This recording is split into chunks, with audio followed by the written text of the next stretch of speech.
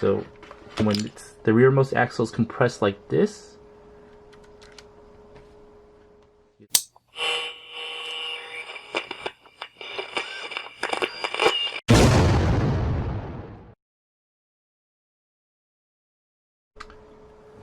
Hey guys, welcome back to Revolution XRC. Today we're going to look at upgrading the drive shafts for this Axial UMG10 6x6. Overall, I think the Axial WB8 wild bore drive shafts are pretty good. They're not bad. As far as this UMG10 6x6 goes though, there are a few issues right away when you get it out of the box. Now the main issue is here in this rear. So they had to use the shortest driveshaft pieces as well as a short center piece to get it to fit between the two rear axles. Now if you're familiar with the Axial WB8 wild bore driveshafts, they work by having two ends and one sliding insert in between them.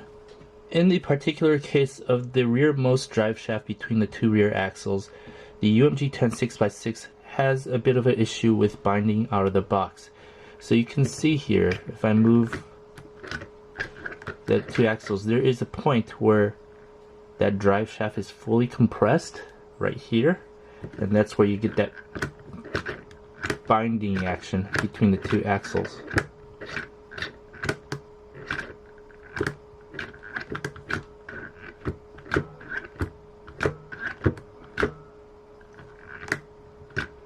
So there are a few ways to remedy that.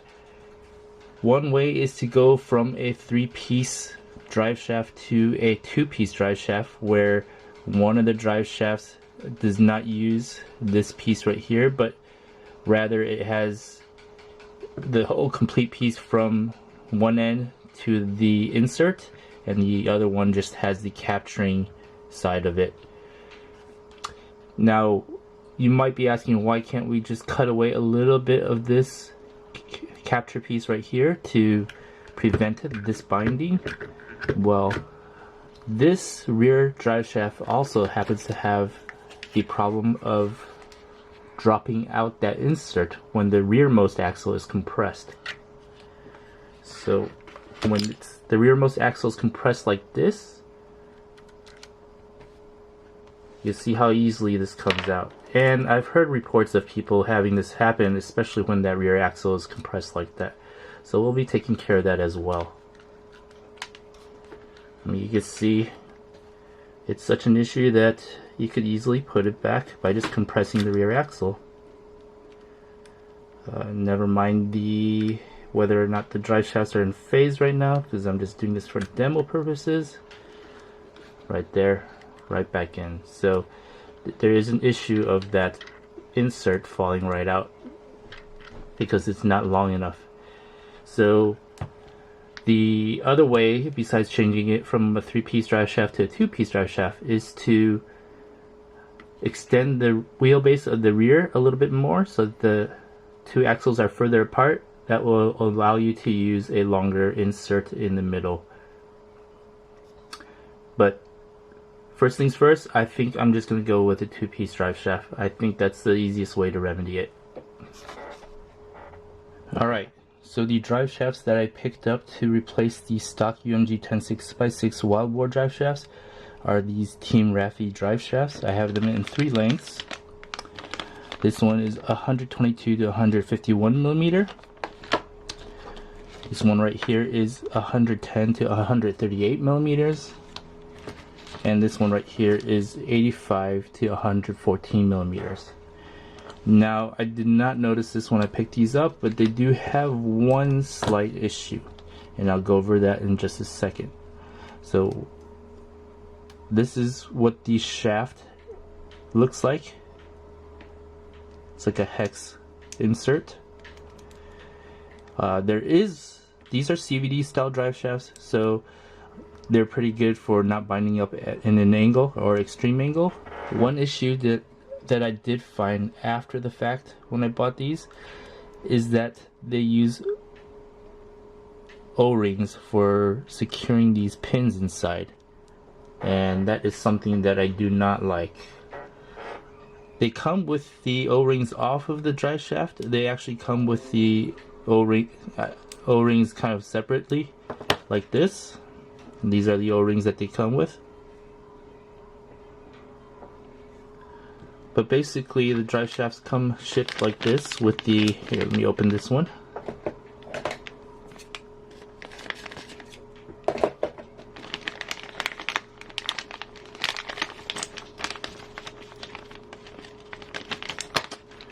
The drive shafts come like this without anything securing that pin right there. I don't know if it needs something to secure the pin since it doesn't seem to be dropping out, but if they provided the O-rings, I'm guessing that they do. So there's one way I remedied that. Basically, I bought these jump rings. These are 12mm jump rings, and they came in a pack like this. Quite a bit actually. I think this is 1,000 of them. But I bought some metal jump rings like this, and I wrapped it around the part where the O-ring is, and I used heat shrink right here to secure that jump ring in place. So that's how I took care of it, and I think with that jump ring in there and the heat shrink, it'll hold better than an O-ring would. And I'll put a link to those things in the description below. Alright, here's a quick look at what I am doing with these jump rings and the shrink wrap. So what I'm doing is I'm placing it over the groove in the drive shaft right here.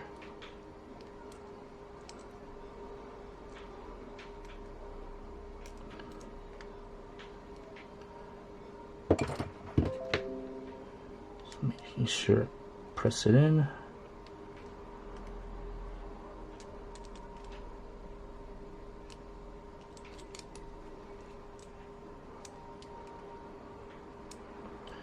Now these won't wrap completely around the drive shaft, and they don't have enough tension to keep that pin in place, and that is why I use the heat shrink. So what I do is I cut a piece of heat shrink to the desired width that I think I'll need. Let's see here, about that much.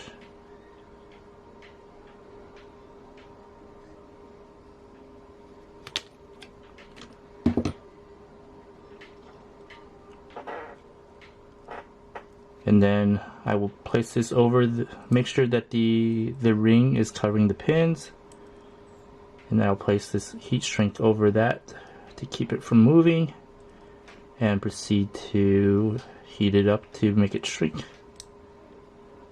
And I'll do that in just a minute. So I'll take care of the rest of this first, and when we're back, you'll take a look at all drive shafts that should look like this. Alright, we're back, and I have heat shrunk all the drive shafts. I did find one issue. I had to actually add some E6000 or Shugu. It's like a Shugu equivalent.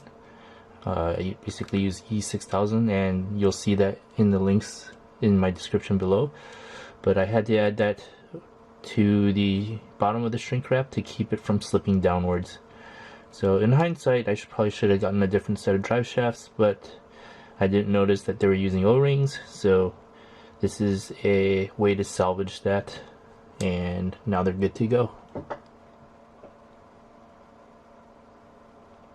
Let's see here. So jump rings inside with shrink wrap over the jump rings, and E6000 or Shugu to keep that shrink wrap from slipping down the drive shaft. Okay, we're going to go ahead and install the rear drive shaft first.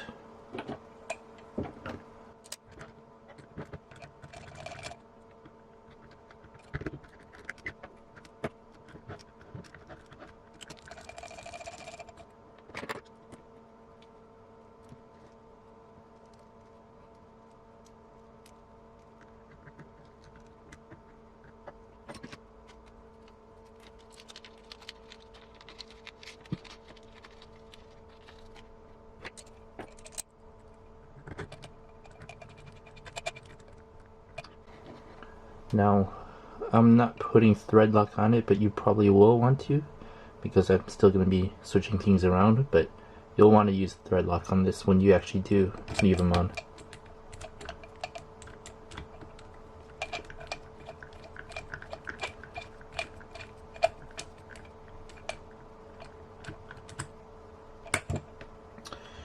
Alright, so let's take a look at the rearmost drive shaft, which is now a two-piece design. And you can see here there's no binding at all. It does not bottom out or compress enough to bind in the position where it's directly parallel to each other. And it will not have a chance of falling out as well. So we've definitely taken care of that rear drive shaft issue where it was falling out.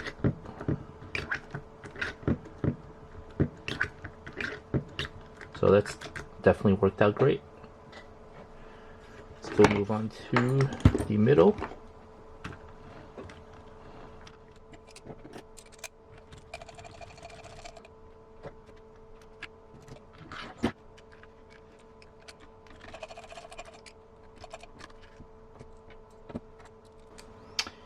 And for the middle one, you'll want to use the longest drive shaft.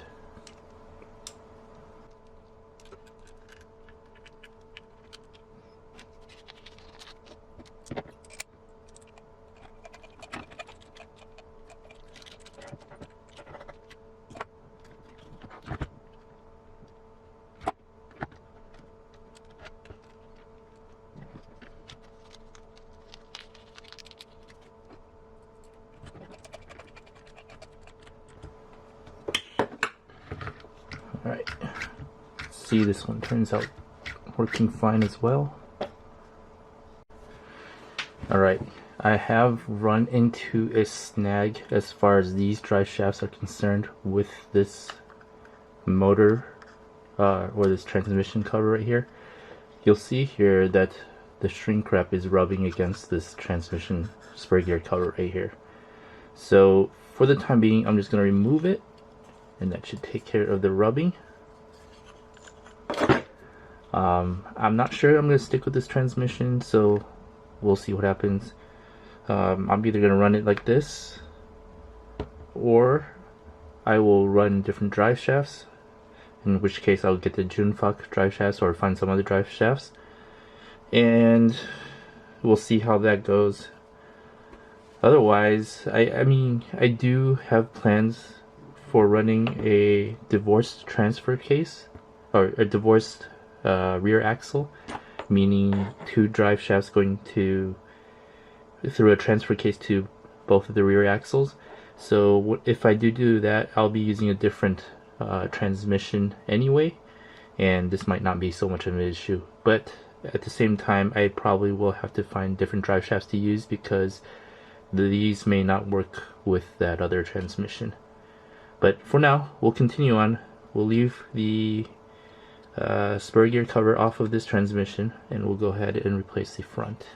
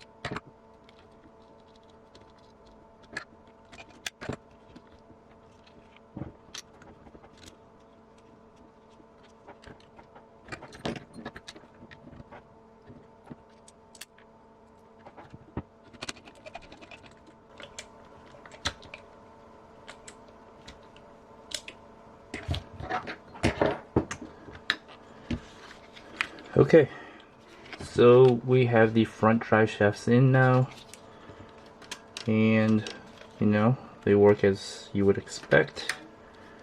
So overall, the main point of this exercise was just to remove the binding and the issue of the rear drive shaft insert falling out, and to do that we replace it with the two-piece drive shaft, so it would not fall out on maximum compression of the rear axle or the rearmost axle, but at the same time you wouldn't get binding between the two rear axles when they're directly parallel with each other. So there's no binding there, as you can see.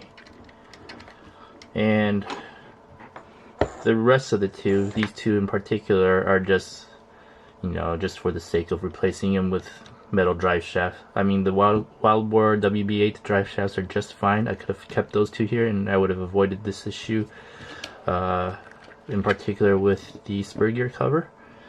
All I really needed was this rear one, but you know, I just wanted them all to match. But all in all, I would probably not recommend getting these drive shafts. I'll still put a link to them in the description below, but in the case of this particular rig, I wouldn't recommend using these, just because they're not going to work perfectly. Of course they might work with a different transmission, but with the stock transmission they wouldn't work as well. I'll put a link to some other alternatives that you can possibly use with this setup. Again, it all depends on whether or not this part of the drive shaft is going to hit that spur gear cover. I know the Junfach drive shafts are universal and not CVDs, so those might work. I'll put a link to those in the description below as well. But I'll also put I guess the lengths of the different drive shafts, or the ranges for the lengths for the different drive shafts, in the description below as well. So that's about it. And you can see here the replaced drive shafts. Still a lot of work to do on this UMG10 6x6, so definitely not done yet. Still a lot of work to do. Thanks for watching. Please like and subscribe and hit that notification bell for future updates on this UMG10 6x6.